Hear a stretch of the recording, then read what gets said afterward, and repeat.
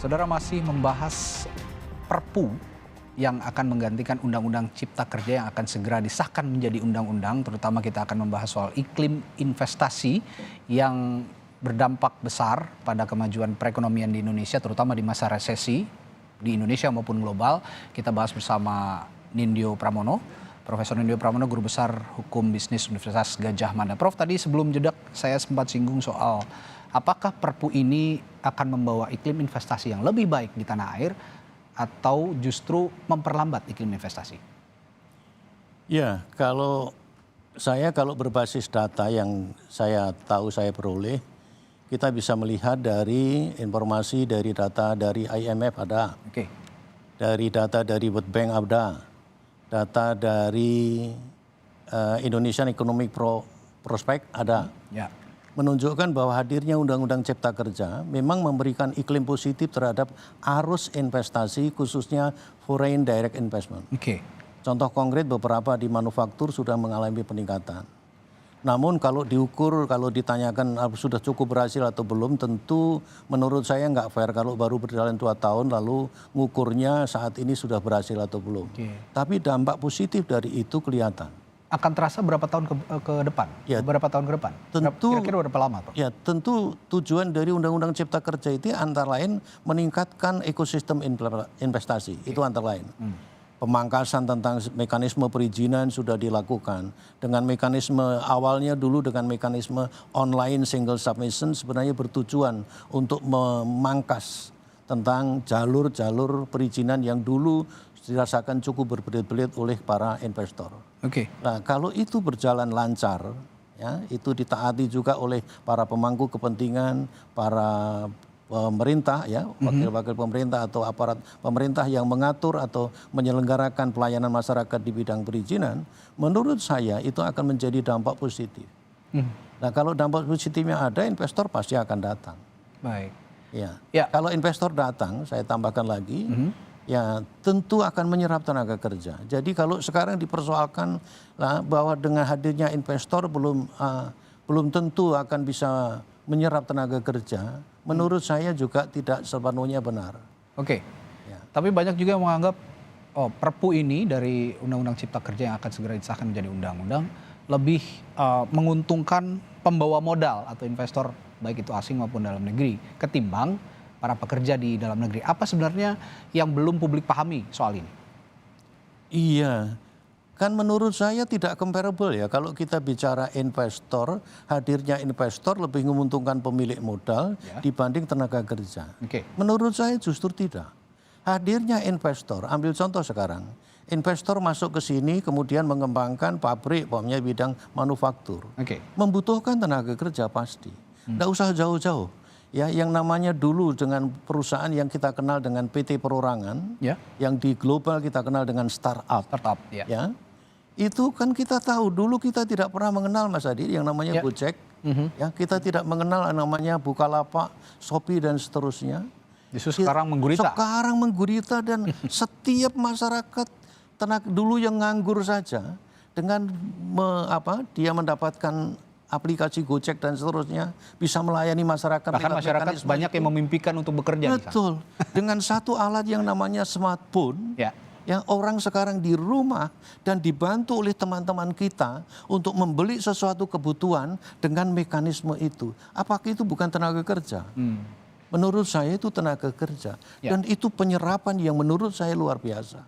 Yang dimulai dari perusahaan kecil waktu itu. Dan itu perusahaan kalau di luar negeri perusahaan-perusahaan home industry juga. Ya, kemudian itu ditampung sekarang di dalam Undang-Undang Cipta Kerja lewat diaturnya PT Perorangan. Itu rombakan global menurut saya, ya, perubahan yang mendasar juga di Undang-Undang Perseroan Terbatas. Karena Undang-Undang Perseroan Terbatas itu prinsipnya menganut paham perjanjian pertama, yang kedua adalah yang namanya PT itu asosiasi modal dari sekian banyak orang. Sekarang ada kesempatan membentuk PT cukup 1 orang dengan persyaratan yang sangat sederhana. Modal ditentukan sendiri dan itu menampung untuk UMKM. Di samping koperasi juga akan ditingkatkan. Artinya begini, Prof. Alih-alih membicarakan soal tenaga kerja yang mereka permasalahkan begitu ya, publik permasalahkan. Artinya bukan hanya tenaga kerja, justru mereka bisa menjadi pengusaha-pengusaha baru. Bisa menjadi pengusaha lewat pengusaha perorangan. Nah, inilah yang diciptakan dari iklim investasi yang diatur oleh Betul. Perpu. Itu diberi Kerja, kesempatan. Dan itu merujuknya di Undang-Undang Cipta Kerja tegas. Yang namanya PT Perorangan, yang itu berangkat dari UMKM, itu merujuknya juga kepada UMKM. Kepada Undang-Undang Usaha Menengah Kecil dan Menengah. Undang-Undang UMKM menjadi rujukannya. Di Undang-Undang UMKM, itu yang namanya usaha besar, tidak boleh nyaplok yang kecil. Dengan mekanisme kemitraan boleh. Mekanisme kemitraan itu yang kecil dibina, dibimbing, dijadikan mitra supaya bisa berkembang. Jadi tujuannya sebenarnya sangat bagus.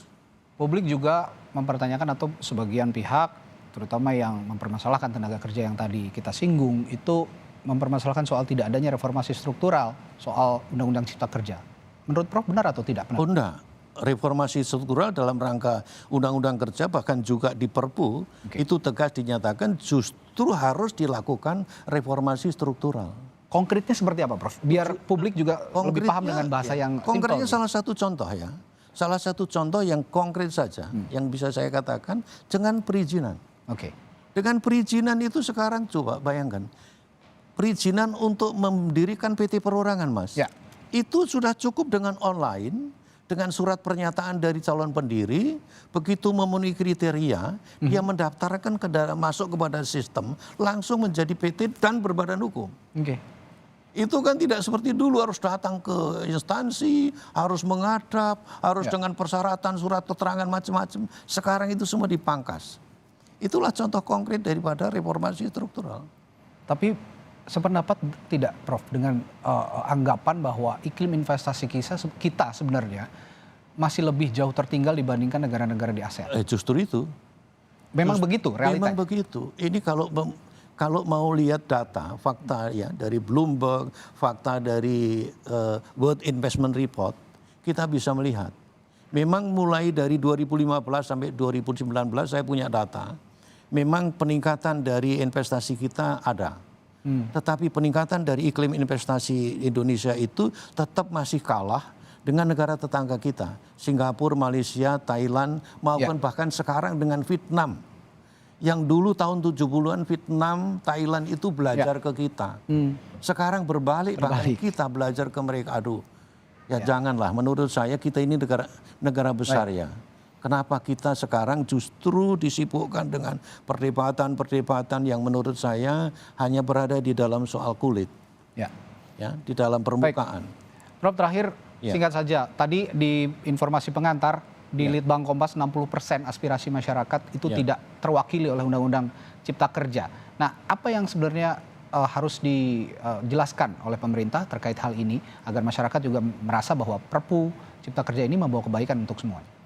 Ya, mungkin kalau hasil Litbang mengatakan seperti itu, saya bisa memahami bahwa situasinya saat ini kan barangkali baru sekitar 2 tahun ya.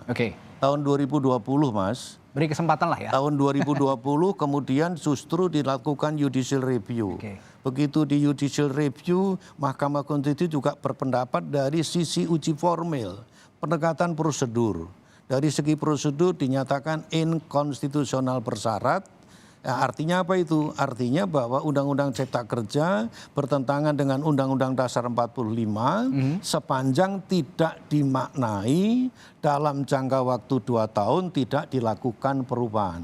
Perubahan terhadap apa? Prosedur saja, substansi tidak dipersoalkan. Oleh karena itu pemerintah melakukan perbaikan. Dimulai dari perbaikan tentang undang-undang, pembentukan peraturan perundang-undangan. Dimasukkanlah metode omnibus law. Begitu dimasukkan omnibus law juga sudah di judicial review terus.